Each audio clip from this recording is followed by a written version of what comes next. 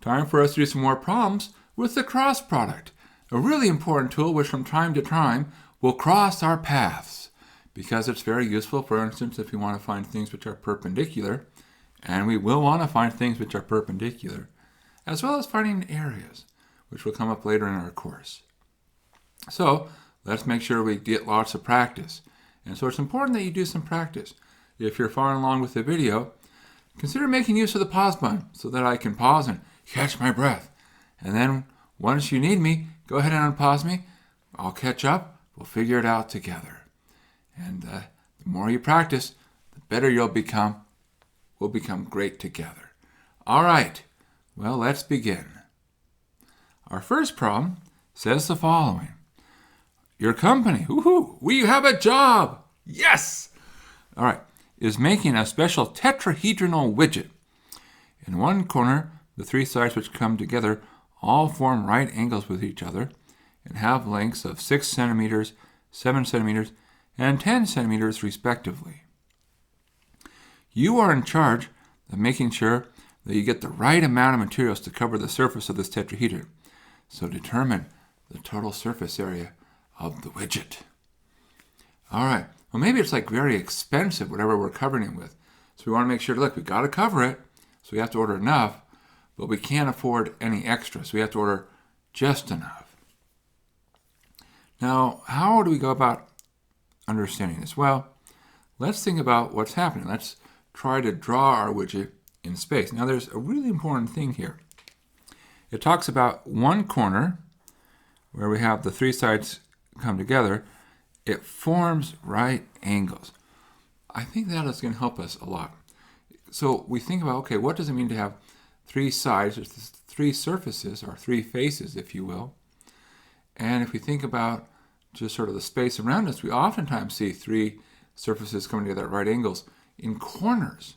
So like the floor, a wall, and another wall.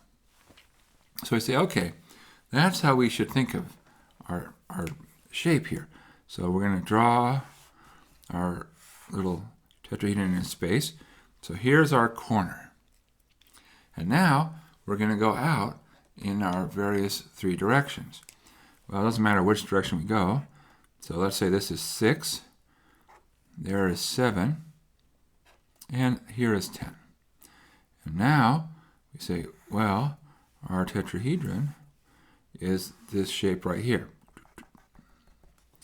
So, what do? Well, we need to know the surface area. Well, tetrahedron, it's even in the word tetra. Tetra is 4. And so, oh my goodness, I misspelled tetrahedral. Shh, don't tell anybody. There should have been an E there. All right. Anyways, so tetra means 4. And so this is something with 4 sides. And so we have to go through and say, let's think about each side. Now, 3 of the 4 sides are actually really easy. The floor and the walls. Why? Well, because they're very simple triangles. They're actually all right triangles, and it's easy to find things like the base and the height. So, for instance, we have here on this side, you have base is 6, height is 7, so the area is 1/2 times 6 times 7. Down on the floor, well, 1/2, and then base we could call it 6, and the height we could call 10. And over here, well, this back triangle here, 1/2, and base we could call 10, and the height we could call 7. So those are those 3 sides. Okay, those are all straightforward. It's sort of this front face, I think, which is going to be the challenging one, because it's not so clear. Okay, what's the base? What's the height? How do we compute that? And the answer is we're not going to. We're going to use our tools, because this face here, it's a triangle. And so we start saying, all right, let's use our tools for finding areas of triangles. Our tool is to know that it's related to the magnitude of a cross product. So we have to figure out, okay, what's the right cross product? So let's begin by marking where these corners are at. So for instance, here, we think of this as the x direction. 6, 0, 0. In this way, we think of this as the y direction, 0, 10, 0. And here we have the z direction. So this corner is 0, 0, 7. So there we go. Those are our 3 points. Now we're not ready to do a cross product yet because cross product is not with points. Cross product is with a vector. So you have to make sure we have a vector. Or really, you need to have 2 vectors. You can't take a cross product with just a single vector. That won't get you anything. So we pick a corner. Doesn't matter which corner. We have 3 corners to choose from. Let's suppose we go from this corner. So I'm going out from that corner, and I say, what are the vectors coming out? Well, along the first edge here, we look at our change. So that vector, we went down by 6 in the x-coordinate and up by 10 in the y-coordinate. So it's a vector, so we have the angled brackets. So down by 6, up by 10. And over here, that vector, what happened? Well, we went down by 6. Nothing happened in the y direction, but in the z direction, we went up by 7. And now we have our 2 vectors from a corner. So we take our cross product. -6, 0, 7, cross -6, 10, 0.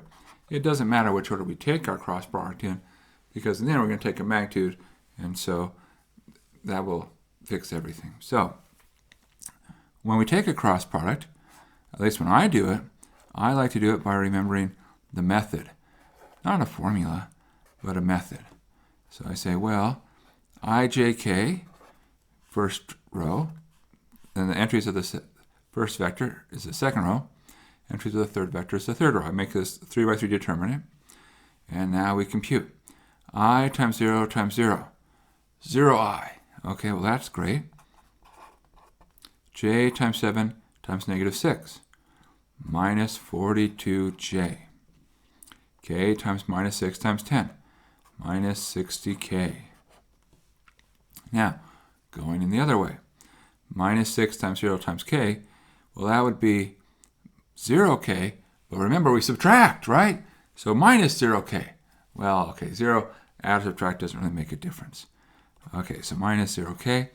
10 times 7 times I, 70, but of course we're going uphill, so that would be minus 70i. And 0 times -6 times j is 0j. So it looks like we have minus 70, minus 42, minus 60. Well, what can we do? Well, we should check. And the way we check is do a quick dot product check. So here, that would be plus 420, 0, minus 420. Good. Okay, how about here? Plus 420, minus 420, 0. Good. So it's perpendicular to both the things we started with, a good sign that we probably did it right. Now, are we done? Not yet. What do we need to do? Well, the next thing we need to do is take the magnitude of this. Well, before we take the magnitude, let's see if we can't simplify. Looking at all these terms, they have something in common, I hope. Well, we can pull out a factor of -2. That's something. And so if we pull out a factor of -2, what do we have? Well, we have 35, 21, and 30. There we go. Yeah. Well, sometimes the numbers are with you, and sometimes they are what they are, right? There's not a lot we can do. They are the numbers. And so, all right. So, what do we need? Well, we need to take 1/2 of the magnitude of that. So, the area of the missing face would be 1/2 of the magnitude of this thing. -2, and then 35, 21, 30. All right. So, what is that? Well, notice I can just say, look, this 2 comes out, cancels with that half, and so it's the square root of 35 squared plus 21 squared plus 30 squared. Now, I don't know what that number is. It's going to be something. I don't think it's nice. And so this would be a time when a calculator would come in. And since we don't do things without calculators in our videos, we'll just sort of say, and that's the area of the last phase. Now, we got to put it all together. So what's our final answer? Because remember, that's just one of them. Well, we go around and add things up. So we had from the face over here, we got 21. From here, we got 35. Then from over here, we got 30. So if we add these three, those are pretty easy to add. We had 30 plus 35 plus 21. And if we add those up, that'll be what? 86. So we get 86 plus the square root of 35 squared plus 21 squared plus 30 squared. Now, that's our area. And if we wanted to, we could even include units because we know something about the way things are being measured. Our lengths are being measured in centimeters. It says it right there, centimeters. So this would be centimeters squared. And there we go. That's the amount of material that we're going to need. That number of square centimeters. Good. All right. Well, progress. Good progress. So let's keep making more progress and do another problem. So our next problem. ABCD is a parallelogram where the vertices are labeled counterclockwise. The coordinates of the points A, B, and D are given. So we have 3 points. A is 1, 0, 0. B is 2, 1, minus 2. And D is 3, 3, 4. And so we're missing something. We're missing C. We only have 3 of our 4 corners. Okay. So there's part A is say, hey, find C. And part B says, well, while you're here, find the area. So I think it's part B is really more the part about our cross product because that's where we have something that's cross product like, that's an area. Part A, it's good to help us figure out what's going on. So we can sort of do a quick sketch and we won't be super precise. We can say, well, where is A? Well, we'll pretend like we're being precise there. So at least we'll draw A right. So there's A. And, well, here's, we'll say B. And here somewhere we'll say is D. Now, what's happening is we have these 2 sides because we know A, B, D. So what we're missing is we're missing sort of this opposite corner from A. But now we say, well, wait a second. This side between A and D is going to be parallel to the side from B to C because it's a parallelogram. And this side from D to C is parallel from A to B. It's parallelogram. That's what parallelograms mean. Things are parallel. Okay, so we can use that information. So in particular, we know these points. So these are points 1, 0, 0, and 2, 1, negative 2. And then over here is 3, 3, 4. So let's start marking some vectors. So vectors are how we move between points. It's how we change. So the vector from A to B, well, look at how you changed. You went up by 1 in the X, up by 1 in the Y, but then you went down by 2 in Z. From A to D, well, what happened? Well, you went up by 2 in your X, you went up by 3 in your Y, you went up by 4 in your Z. 2, 3, 4. So there's that vector. So we have our two vectors. And now we say, well, hey, this vector over on this side from A to D and B to C are the same. So this is also 2, 3, 4. And then this vector on top between D going to C is also 1, 1 minus 2. A little bit crowded in there, but all right, we got it in. Now we're pretty much done. We can almost write down our answers, even though it feels like all we've done is draw a picture. But oftentimes the picture is the key. So let's think about some various things. So for instance, suppose that we wanted to say, compute the diagonal vector AC. Well, AC says what? I'm going from A to C. I can think of it as, let's do some intermediate steps. A to B, then B to C. So if we think of AC as being AB plus BC, so this notation, by the way, means we have 2 points, and that's the vector connecting them. So we can glue a series of vectors together. Well, we know the vector that goes from A to B. We figured it out. It's 1, 1 minus 2.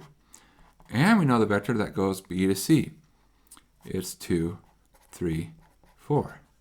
So we add these together, and we get 3, and then 4, and 2. All right, so there's our first piece. Now we found the vector AC. How do we find C? Well, we know where A is, so A is at 1, 0, 0. We know what AC is. It's this vector 3, 4, 2. And now I can figure out C, because I know where to begin and I know how to change. Combining where you begin and how you change, this gives us that our point C will be at the location, well, 1 plus 3 makes it 4, and then 0 plus 4, which is 4, and 0 plus 2, which is 2. So 4, 4, 2. Now we found our point C. All right, so the last thing is, what's the area of the parallelogram? Well, for that, we say, well, if we know that vectors on two sides that are coming together out of a corner, the area is just the magnitude of the cross product.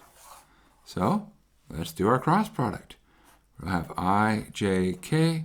It doesn't matter which order we take it in. I'll throw the 1, 1 minus 2 in first, and the 2, 3, 4. So what do we have? I times 1 times 4. 4I. J times minus 2 times 2. Minus 4J. K times 1 times 3. 3K. Other direction. 2 times 1 times K. 2K. But we went uphill, so we subtract. 3 times minus 2 times I. Minus 6I. But we're subtracting that. Subtract negative 6 is the same as adding 6. So plus 6I. 4, wrapping around, times 1 times j, that's 4j, but we have to subtract, so minus 4j. So we end up with 10, then minus 8, and then 1. And now I say to myself, let me check, because it's good to get into the habit of checking the work. So we do some dot products to check. So 10 minus 8 minus 2, 0. Good. How about here? 20 minus 24 plus 4, 0. Great. Good. That's a sign that we were able to do the cross product correctly.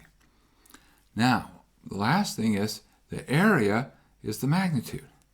So the area is going to be equal to the magnitude of 10, negative 8, 1, which is going to be the square root of 10 squared plus negative 8 squared plus 1 squared. Well, okay, that's the square root of 100 plus 64 plus 1, which is the square root of 165. And there we go. That's the area of our parallelogram. That's it. Done. Done. Clean and easy. We understand how the points connect, how the vectors help us move between points, what it means to be parallel, how we can say, look, this vector over here is the same as this vector here, because vectors shift, they're the same vector. And when we piece it all together, it's not so bad. It's almost fun, because that's what math should be. It should be fun. If you're not having fun doing math, you should do more math. You know, as the saying goes, the math will continue until morale improves. All right.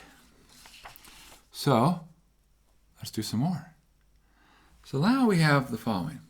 Find this sort of interesting expression. We have ti plus 2j plus t squared k cross I plus 2tk. So we are representing our vector using ijk. Perfectly fine. Look, we can represent vectors in multiple ways, and we should feel comfortable saying, hey, I can write it as some combination of ijk, or I can write it in component form. And that ability to be flexible, to move between, is going to be useful because some people prefer one over the other, and if we can say, hey, we can handle both, that means that we're more flexible, and we can get along with more people. That's a good thing to do, to get along with more people. Now, there's a couple of things here. So first off, should we be concerned that we have this sort of what looks like a variable t floating around? And the answer is, nah, just treat it like anything. Treat it like a number. You just don't know what that number is. It's just a stand-in for an unknown number. Perfectly fine, life is good. Now you might ask, well, hold on, there's no j. What do you do there? Well, when there's no j or I or k, what it really means is it's secretly there. It just means it's 0j. Okay? So if it's not written down, just think of it as that's 0. So in component form, if you prefer it that way, that would be t, 2, t squared cross 1, 0, 2t. All right? And that's what we're after. So other than that, this is no mystery. It's just saying take a cross product and learn to live with extra symbols floating around. And that's okay. That's not so bad. It's not bad at all. All right. So here we go. So we're going to have I, J, K. And you can see it's like what's in front of I, what's in front of J, what's in front of K. So that's T, 2, T squared. 1, and there's nothing in front of the J because there's no J, so it's really, as we said, 0, and 2T. So what does this become? Well, I times 2 times 2t, 4ti. J times t squared times 1, t squared times j. K times t times 0, nothing. It's 0k. But I'll still write down 0k just for reference. 1 times 2 times k, 2k, but now we're going up, and therefore it would become a minus 2k. 0 times t squared times I would be 0i. And of course we're going up, so we subtract, right? Add 0, subtract 0, same thing. Last thing, 2t times t times j, 2t squared, but we're going up, so subtract 2t squared times j. So what do we get? Well, we get 4t, and then we have minus t squared, and then we have minus 2. And there we go. Now, you might be wondering, well, can we do our normal check? In other words, if we take our dot products, will we still get 0? Because now we have this extra t, it might not be so clear that we would get 0. Let's try it. Let's see what happens. So here we go. 4t times t, 4t squared, minus 2t squared, minus 2t squared, 0. Okay, how about the next one? 4t, 0, minus 4t. Beautiful. You see, it'll still work. It's a beautiful fact that when you take the cross product of two vectors, even two rather unusual looking vectors, you're going to get the output will be perpendicular to what you started with. What a nice fact. And it's a great way to check your work. And I hope that you're seeing that we keep emphasizing this over and over again. Check your work. Check your work. If you've been watching me in a lot of these various practice sessions, you see, I keep making mistakes. It's not like you're ever going to get to the point where it's like, I'm so good, I never have to check my work anymore because I'm just that polished. You'll never get there. Mistakes will always happen. But what we learn is how to pick up on our mistakes early. The sooner you find your mistakes, the better it is. It's a lot easier to correct. If you look at how planes fly through the air, you notice that they used to fly kind of like this, where there'd be big corrections. But now, they almost always, with the computer, almost all the time, they're checking where are we? Whoop, a little bit off. And small changes. The result is it's much more efficient and more smooth. And now you can sleep better on the plane. And so it's learning to catch your mistakes early, always checking, gives you that more smooth sailing. So that's what we're after. Just keep checking. Okay, all right. We should do another problem. Okay, let's do our last one. Here we go.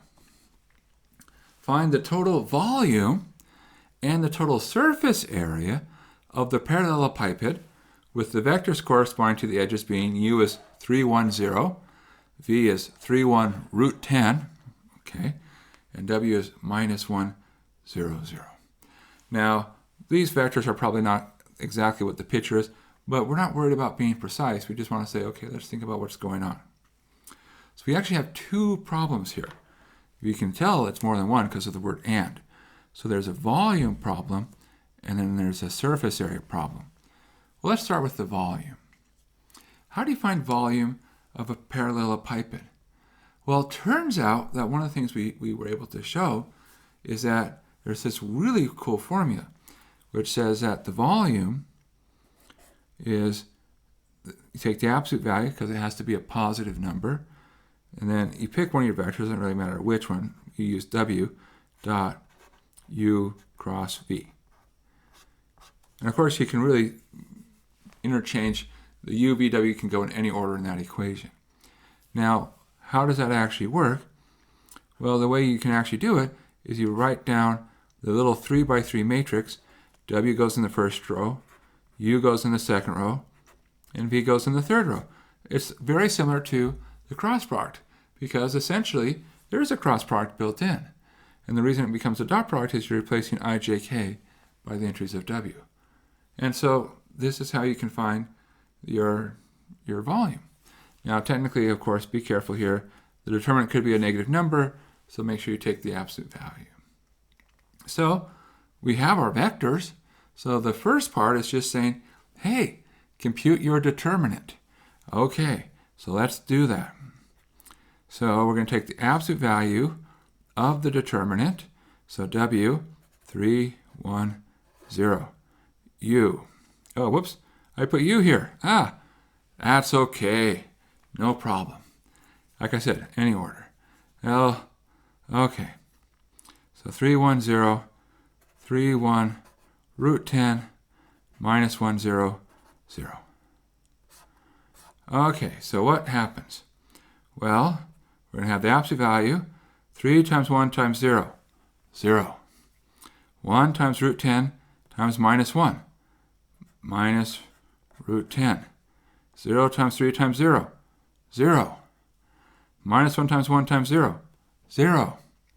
0 times root 10 times 3, 0. 0 times 3 times 1, 0. This is wonderful. We have so many zeros that it turns out that even though the determinant would have 6 different possible terms, only one of them is left. So it's the absolute value of negative root 10, which means that our volume is simply root 10. Okay, that's the volume.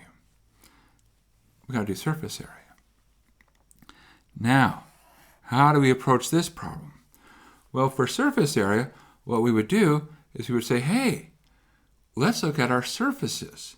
We have actually a bunch of them because it's a parallelepiped, which means there's like 6 sides. Think of a box. You got the 2 ends, you got your front, back, you got your left, right, you've got your top, bottom. So let's go through and work through what we would do. So for instance, let's suppose we wanted to find the area here. Well, it's a parallelogram. So what we would do is we would say, okay, if we want to find that area, we're going to take the magnitude of U cross W. Well, let's do U cross W. So we're going to have IJK. Don't forget the first row is IJK. Okay. U is 310 and W minus 100. Now the good news is lots of zeros. So I times 1 times 0, 0. J times 0 times minus 1, 0. K times 3 times 0, 0. Minus 1 times K is K. Okay, so this is K. 0 times I, 0. 0 times 3 times J, 0. So what we end up with is simply this vector is K. So it's the magnitude of the vector. It's also known as 0, 0, 1, but we can see it's a unit vector, so this has magnitude 1. So this face has area 1. That's the area of that face. Now that's only one face. We have to go through and do more. Okay, so let's do another face. Let's see. Let's suppose we came over to here. So what's this one? Okay, well, let's look at our vectors that are involved. If you look, you see we have the vector v and the vector w. So, because this vector w here translates and is also the same as the vector over here. So, we're going to say, all right, so for this one, we're going to take the magnitude of v cross w. Okay, so what's that? Well, we got to do our cross product. I, J, K. What's v? 3, 1, square root of 10. What's w? Minus 1, 0, 0. Okay, so we start computing. And what do we get? Well, I times 1 times 0. 0. J times root 10 times minus 1. Okay, minus root 10 J. And then we have K times 3 times 0. Well, that's 0K. Okay, how about the other direction? Minus 1, 1K. Well, that'll be minus K, so that's plus K. 0 times root 10 times I, 0I, and 0 times 3 times J, 0J. So, minus root 10, J plus K. So that says what? Well, it's the magnitude of 0 minus root 10, 1. Okay, well, what's that going to turn out to be? Well, for that, what do we have?